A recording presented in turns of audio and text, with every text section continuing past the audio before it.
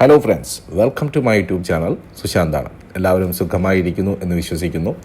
ഇന്ന് വീണ്ടും ഒരു IPO വീഡിയോ ആണ്. ഇൻഡോ ഗൾഫ് കോർപ്പ് സയൻസ് എന്ന് പറയുന്ന ഒരു IPO. വളരെ ചെറിയൊരു IPO ആണ്. 200 കോടി രൂപയുടെ ഒരു IPO ആണ്. ഞാൻ ചെറുതെന്ന് പറയാൻ കാരണം ഈ അടുത്ത് വരുന്ന IPOകളൊക്കെ 10,000, 8,000, 11,000, 12,000 കോടിയൊക്കെയാണ്. അത് വെച്ച് കമ്പയർ ചെയ്യുന്ന സമയത്ത് 200 കോടി എന്ന് പറയുന്നത് വളരെ ചെറിയൊരു IPO ആണ്. ഇൻഡോ ഗൾഫ് കോർപ്പ് സയൻസ് എന്ന് പറയുന്നത് ഒരു ക്രോപ്പ് പ്രൊട്ടക്ഷൻ പ്രൊഡക്ട്സ് ഉണ്ടാക്കുന്ന ഒരു കമ്പനിയാണ്. അതായത് ഈ വിളകളെയൊക്കെ ശല്യം ചെയ്യുന്ന ഒരു പെസ്റ്റിസൈഡ്സ് എന്ന് പറയാം, അല്ലെങ്കിൽ അങ്ങനെയുള്ള കെമിക്കൽസ് ഒക്കെ ഉണ്ടാക്കുന്ന കമ്പനിയാണ്. അവർക്ക് 4 മാനുഫാക്ചറിങ് പ്ലാന്റുകളാണുള്ളത്. ഹരിയാനയിലും ജമ്മു കാശ്മീരിലുമാണ് ആ പ്ലാന്റുകളുള്ളത്. കപ്പാസിറ്റി എന്ന് പറയുന്നത് 25,720 മില്യൺ മെട്രിക് ടൺ ഉണ്ടാക്കാൻ പറ്റുന്ന കപ്പാസിറ്റിയാണ് ഇവർക്കുള്ളത്. ഇവർക്ക് നേരിട്ടുള്ള കസ്റ്റമേഴ്സിന് നേരിട്ട് ഇവർ സെല് ചെയ്യുന്നുണ്ട്, അതുപോലെ തന്നെ മറ്റുള്ള ബിസിനസ്സുകൾക്കും ഇവർ സെല് ചെയ്യുന്നുണ്ട്. അങ്ങനെ 2 ബിസിനസ് മോഡലും ഫോളോ ചെയ്യുന്ന ഒരു കമ്പനിയാണിത്. എക്സ്പോർട്ട് ചെയ്യുന്നുണ്ട് ഇവരെ കഴിഞ്ഞ പ്രാവശ്യത്തെ 2024 റവന്യൂ വെച്ച് നോക്കുന്ന സമയത്ത് 14% റവന്യൂ വന്നിരിക്കുന്നത് എക്സ്പോർട്ടിൽ നിന്നാണ്. 552 കോടി രൂപയുടെ സെയിൽസാണ് കഴിഞ്ഞ വർഷം കമ്പനി റിപ്പോർട്ട് ചെയ്തത്. സോ ഇൻഡോ ഗൾഫ് കോർപ്പ് സയൻസിൻ്റെ ഒരു IPO റിവ്യൂ ആണിത്. ഇതിൽ 200 കോടി രൂപയിൽ 160 കോടി രൂപയുടെ ഫ്രഷ് ഇഷ്യൂ ആണ്. അതായത് കമ്പനിയിലേക്ക് തന്നെയാണ് പൈസ പോകുന്നത്. ഈ 160 കോടി രൂപയിൽ 65 കോടി രൂപ അവർ ഉപയോഗിക്കാൻ പോകുന്നത് വർക്കിംഗ് ക്യാപിറ്റൽ റിക്വയർമെൻറ്റ്സിന് വേണ്ടിയിട്ടാണ്. അതുപോലെ 34 കോടി രൂപ അവർ ഡെറ്റ് റീപേയ്മെൻറ്റ്, അവരുടെ കടങ്ങൾ വീട്ടുന്നതിന് വേണ്ടിയിട്ടാണ് ഉപയോഗിക്കുന്നത്. 14 കോടി രൂപ കപ്പാക്സ്, അതായത് കപ്പാസിറ്റി എക്സ്പാൻഷൻ പ്ലാനുകൾക്ക് വേണ്ടിയിട്ടാണ് ഉപയോഗിക്കാൻ പോകുന്നത്. ഓഫർ ഫോർ സെയിൽ 40 കോടി രൂപയാണ്. ഇപ്പോൾ പ്രൊമോട്ടർ 97% ഹോൾഡ് ചെയ്യുന്ന പ്രൊമോട്ടർ അവരുടെ ഹോൾഡിങ്സ് 69% കുറയും. അതിനു വേണ്ടിയിട്ടാണ് അതാണ് ഈ ഓഫർ ഫോർ സെയിൽ വരുന്നത് 40 കോടി രൂപ. അങ്ങനെയാണ് 200 കോടി രൂപ വരുന്നത്. പ്രൈസ് ബാൻഡ് 105-നും 111 കോടി രൂപ, 105 മുതൽ 111 രൂപ വരെയാണുള്ളത്. 702 കോടി രൂപയുടെ മാർക്കറ്റ് ക്യാപിറ്റലൈസേഷനാണ്. 29% ഡയല്യൂഷനാണ് എക്സ്പെക്ട് ചെയ്യുന്നത്. സോ IPO 26 തുടങ്ങി 30 വരെ നീളുന്നുണ്ട്. 30 ജൂൺ വരെ ഇതിന് അപ്ലൈ ചെയ്യാവുന്നതാണ്. അതുപോലെ തന്നെ 3 ജൂലൈക്കാണ് ഇത് ലിസ്റ്റ് ചെയ്യാൻ പോകുന്നത്. ഇത്രയാണ് ഈ IPOയുടെ ബേസിക് ബാക്ക്ഗ്രൗണ്ട് വർക്ക് എന്ന് പറയുന്നത്. എന്താണ് ഈ കമ്പനി എന്താണ് ചെയ്യാൻ പോകുന്നത് എന്നുള്ളത്. അപ്പം ഇനി മറ്റുള്ള കാര്യങ്ങളിലേക്ക് പോകാം. അതിന് മുന്നോടിയായിട്ട് നമ്മുടെ ചാനൽ നിങ്ങൾ ആദ്യമായിട്ടാണ് കാണുന്നതെങ്കിൽ തീർച്ചയായിട്ടും ചാനൽ സബ്സ്ക്രൈബ് ചെയ്യാൻ മറക്കാതിരിക്കുക. അതുപോലെ വീഡിയോ കണ്ട് ഇഷ്ടമായിട്ടുണ്ടെങ്കിൽ നിങ്ങളുടെ അഭിപ്രായങ്ങൾ രേഖപ്പെടുത്താൻ മറക്കാതിരിക്കുക. ഞാനൊരു സെബി രജിസ്റ്റേർഡ് റിസർച്ച് അനലിസ്റ്റാണ്. ഞങ്ങളുടെ റിസർച്ച് അഡ്വൈസറി പ്രൊഡക്റ്റുകൾക്കായിട്ട് ഞങ്ങളോടൊപ്പം നിങ്ങൾക്ക് ജോയിൻ ചെയ്യാവുന്നതാണ്. അതിനുള്ള ലിങ്കുകൾ ഞാൻ ഡിസ്ക്രിപ്ഷനിൽ കൊടുത്തിട്ടുണ്ട്. ഞങ്ങൾക്ക് മൊബൈൽ ആപ്ലിക്കേഷൻ ഉണ്ട്. അതിലും നിങ്ങൾക്ക് ന്യൂസ് അപ്ഡേറ്റ്സുകളും കാര്യങ്ങളൊക്കെ കിട്ടും. ചെറിയൊരു നോമിനൽ എമൗണ്ടിന് അഡ്വൈസറി സർവീസുകൾ നിങ്ങൾക്ക് അവൈലബിൾ ആണ്. നിങ്ങൾക്ക് താല്പര്യമുള്ളവർക്ക് ഞങ്ങളുടെ സർവീസുകൾ എടുക്കാവുന്നതാണ്. അതുപോലെ തന്നെ മൊബൈൽ ആപ്ലിക്കേഷൻസിലൊക്കെ നിങ്ങൾക്ക് ന്യൂസ് അപ്ഡേറ്റ്സുകളും കാര്യങ്ങളൊക്കെ തന്നെ ലഭിക്കും. അവിടെ അഡ്വൈസറി സർവീസും അവൈലബിൾ ആണ്. അപ്പോൾ ഈ കമ്പനിയെക്കുറിച്ച് പറയുമ്പോൾ ഫിനാൻഷ്യൽസ് നോക്കിയാൽ 2024 കണക്കുകളാണ് അവൈലബിൾ ആയിട്ടുള്ളത്. ഫ്ലാറ്റ് റവന്യൂ ആണ്, അതായത് 552 കോടി രൂപയുടെ റവന്യൂ ആണ് കമ്പനി ഉണ്ടാക്കിയിരിക്കുന്നത്. 11% EBITDA മാർജിനാണ്. അതായത് 5.1% നെറ്റ് മാർജിൻ എന്ന് പറയുന്നത്, അതായത് പ്രോഫിറ്റ് മാർജിൻ എന്ന് പറയുന്നത് 5.1%. 100 രൂപയുടെ സാധനം വിൽക്കുമ്പോൾ 5 രൂപ 10 പൈസയാണ് കമ്പനിക്ക് എല്ലാം കഴിഞ്ഞ് പ്രോഫിറ്റായിട്ട് വരുന്നതെന്ന് അർത്ഥം. അതുപോലെ തന്നെ സീസണൽ പ്രൊഡക്റ്റാണ്.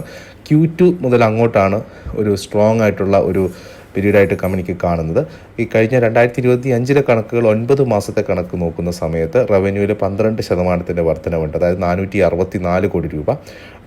അതേസമയം ഇബിറ്റയിൽ ഡ്രോപ്പാണ്, 10% ആണ് ഉണ്ടായിരുന്നത്. കഴിഞ്ഞ തൊട്ട് മുമ്പത്തെ വർഷം 11% ഉണ്ടായിരുന്ന ഇബിറ്റ മാർജിൻ കഴിഞ്ഞ 9 മാസത്തെ കണക്കെടുത്ത് നോക്കുന്ന സമയത്ത് 10% കുറഞ്ഞിട്ടുണ്ട്.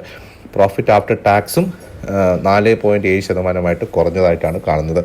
49 കോടി രൂപയുടെ ഇക്വിറ്റി ബേസാണ് കമ്പനിക്കുള്ളത്. ഫേസ് വാല്യൂ 10 രൂപയാണ്. ഒരു ഷെയറിന് ഏകദേശം 5 രൂപ 10 പൈസയാണ് കമ്പനി 9 മാസം കൊണ്ട് നേടിയിരിക്കുന്നത്.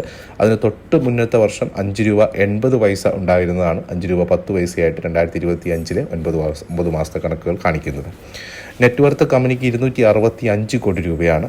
റിട്ടേൺ ഓൺ ഇക്വിറ്റി നോക്കിയാലും ഒരു 12% റിട്ടേൺ ഓൺ ഇക്വിറ്റിയാണുള്ളത്. അത് സിംഗിൾ ഡിജിറ്റിലേക്ക് വന്നതായിട്ട് കാണുന്നു കഴിഞ്ഞ 9 മാസത്തെ കണക്കെടുത്ത് നോക്കുന്ന സമയത്ത്. ഇനി ഇക്വിറ്റി ഈ ഇഷ്യൂവിന് ശേഷം അത് ചിലപ്പോൾ വീണ്ടും സിംഗിൾ ഡിജിറ്റിലേക്ക് തന്നെ തുടരാനാണ് സാധ്യതയായിട്ടുള്ളത്. ഇനി കമ്പനിയുടെ ചില കാര്യങ്ങൾ നോക്കുന്ന സമയത്ത്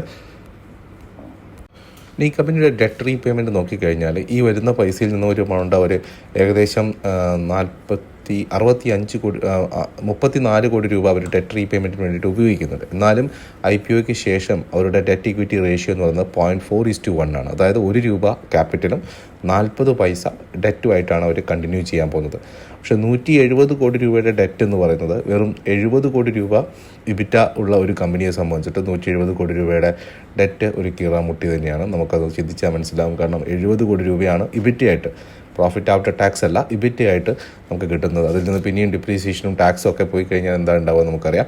അതായത് പ്യുവർലി 5.1% നെറ്റ് മാർജിനാണുള്ളത്. 100 കോടി ചെയ്തു കഴിഞ്ഞാൽ നമുക്ക് 5 കോടി 10 ലക്ഷമാണ് നമുക്ക് പ്രോഫിറ്റ് മാർജിനായിട്ട് കിട്ടാൻ പോകുന്നത്. അങ്ങനെയുള്ള സമയത്ത് 170 കോടി രൂപയുടെ ഡെറ്റ് എന്ന് പറയുന്നത് ഈ കമ്പനിയെ സംബന്ധിച്ചിട്ട് വലിയൊരു കാര്യമായിട്ട് മാറാൻ സാധ്യതയുണ്ട്. അതുപോലെ തന്നെ കമ്പനിക്ക് ഏകദേശം 48 കോടി രൂപയുടെ ക്യാപിറ്റൽ വർക്കിംഗ് പ്രോഗ്രസ് ഉണ്ട്. ക്യാപിറ്റൽ വർക്കിംഗ് പ്രോഗ്രസ് എന്ന് ഉദ്ദേശിക്കുന്നത് പ്ലാന്റിൻ്റെ അഡീഷൻ ആവാം, പുതിയ കപ്പാസിറ്റി ആവാം, എന്തോ ആയിക്കോട്ടെ. പക്ഷേ കമ്പനിയുടെ ഇപ്പോഴത്തെ നെറ്റ് ഫിക്സ്ഡ് അസറ്റ്സ് എന്ന് പറയുന്നത് വെറും 37 കോടി രൂപ. അപ്പോൾ 37 കോടി രൂപയുടെ ഒരു കമ്പനി 48 കോടി രൂപയുടെ അസറ്റ്സ് അല്ലെങ്കിൽ കപ്പാസിറ്റി അഡീഷൻസ് നടത്താൻ പോകുന്നത് നല്ല കാര്യം തന്നെ. പക്ഷേ ഇപ്പോഴുള്ള പൈസയിൽ നിന്നും ഏകദേശം 14 കോടി രൂപ കപ്പാസിറ്റി എക്സ്പാൻഷന് വേണ്ടിയിട്ട് ഈ IPOയിൽ നിന്നും ഒരു നീക്കി വെക്കുന്നുണ്ട്. സോ ഇപ്പോഴത്തെ കപ്പാസിറ്റി യൂട്ടിലൈസേഷൻ വെറും 50%. അതായത് ഇപ്പോഴത്തെ അവരുടെ നിലവിലുള്ള പ്ലാന്റിൻ്റെ കപ്പാസിറ്റിയുടെ 50% മാത്രമേ അവർ ഉപയോഗിക്കുന്നുള്ളൂ.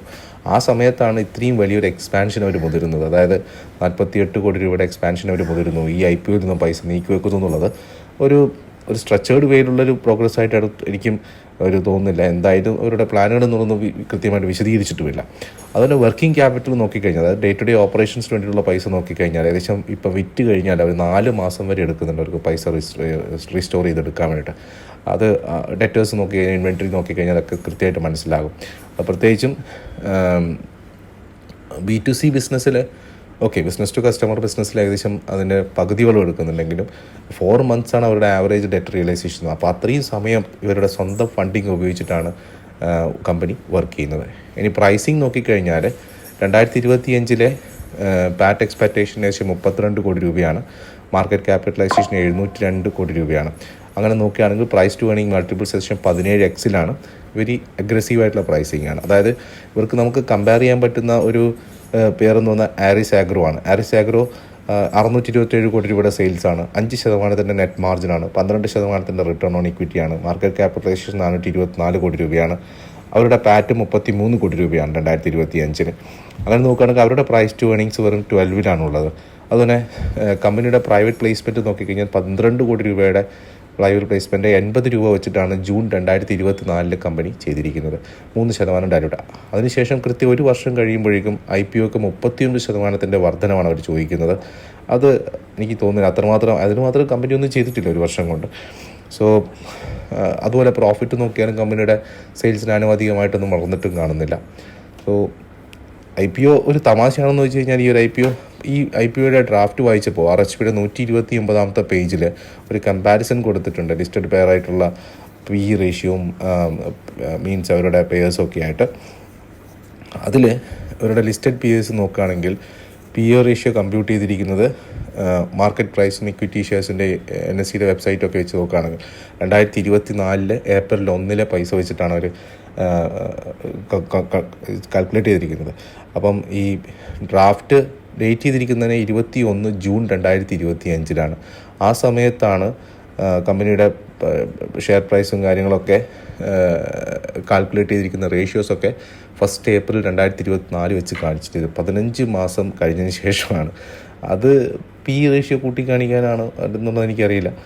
അപ്പോൾ ഈ ഒരു IPO പ്രോസസ്സ് ഒരു തരത്തിലൊരു ജോക്കായിട്ടാണോ അല്ലെങ്കിൽ SEBI കൺട്രോൾ ചെയ്തിട്ടാണോ അല്ലെങ്കിൽ ആരും ശ്രദ്ധിക്കാതെയാണോ എന്നറിയില്ല. അപ്പോൾ അതുപോലെ തന്നെ കമ്പനിയുടെ BRLMലും സിസ്റ്റമാറ്റിക് ഒരു മിസ്ലീഡിങ് പോലെ എവിടെയൊക്കെ തോന്നുന്നത് പോലെ തോന്നുന്നു. സോ നമുക്കൊരുപാട് കമ്പനികൾ എസ്റ്റാബ്ലിഷ്ഡ് ആയിട്ടുള്ള നല്ല നല്ല കമ്പനികളുണ്ട്. എന്തിന് നമ്മളിങ്ങനെയുള്ളൊരു ക്ലിയർ കട്ട് അല്ലാത്തൊരു കമ്പനിയിൽ പോയി വീണം എന്നുള്ളതാണ്. So save your money and clearly avoid this IPO. ഇത് എൻ്റെ മാത്രം ഡിസിഷനാണ്. ഞാൻ ആദ്യമേ പറയാം, നിങ്ങൾക്ക് താല്പര്യമുണ്ടെങ്കിൽ നിങ്ങളുടെ ഫിനാൻഷ്യൽ അഡ്വൈസേഴ്സിൻ്റെ ഭാഗമായിട്ട് നിങ്ങൾക്ക് ചെയ്യാവുന്നതാണ്. എൻ്റെ ഭാഗത്തുനിന്നൊരു ക്ലിയർ കട്ട് അവോയ്ഡ് എന്ന് പറയുന്ന സിഗ്നലാണ് ഈ ഒരു IPO ഉള്ളത്. ഇത് വായിച്ചു നോക്കിയവർക്കറിയാം. പല ഈ DHF RHP ഒക്കെ വായിച്ചു നോക്കുന്നവർക്ക് കൃത്യമായിട്ട് മനസ്സിലാവും. അതുകൊണ്ട് തന്നെയാണ് ഈ IPO റിവ്യൂ 3 വൈകിയത്. ഞാനും പല പ്രാവശ്യമായിട്ട് ഇത് മിസ്മാച്ച് ചെയ്ത് നോക്കി അങ്ങോട്ടും ഇങ്ങോട്ടൊക്കെ. ഓക്കെ, സോ താല്പര്യമുള്ളവർക്ക് അപ്ലൈ ചെയ്യാം. എൻ്റെ ഭാഗത്ത് ഒരു ക്ലിയർ കട്ട് അവോയ്ഡാണ്. അപ്പോൾ മറ്റൊരു വീഡിയോ ആയിട്ട് വീണ്ടും കാണാം. ഞാൻ ഒന്നും കൂടി ഓർമ്മിപ്പിക്കട്ടെ, നിങ്ങൾക്ക് ഞങ്ങളുടെ വീഡിയോകൾ ഇഷ്ടമാണെങ്കിൽ നിങ്ങളുടെ അഭിപ്രായങ്ങൾ രേഖപ്പെടുത്താൻ മറക്കരുത്. ഒരാളിലേക്കെങ്കിലും ഇത് ഷെയർ ചെയ്യുക എന്ന് നിങ്ങൾ ചെയ്യുക. അതുപോലെ മാക്സിമം ആളുകളിലേക്ക് എത്തിക്കുക. അതാണ് ഞങ്ങൾക്ക് ചെയ്യാൻ പറ്റുന്ന സപ്പോർട്ട്. ഞങ്ങളുടെ അഡ്വൈസറി സർവീസുകൾക്കായിട്ട് ഡിസ്ക്രിപ്ഷനിൽ കൊടുത്ത ലിങ്കുകൾ വഴി ഞങ്ങളുമായിട്ട് ബന്ധപ്പെടാവുന്നതാണ്. അപ്പോൾ മറ്റൊരു വീഡിയോ ആയിട്ട് കാണുന്നവരെല്ലാവർക്കും നന്ദി, നമസ്കാരം. Thank you.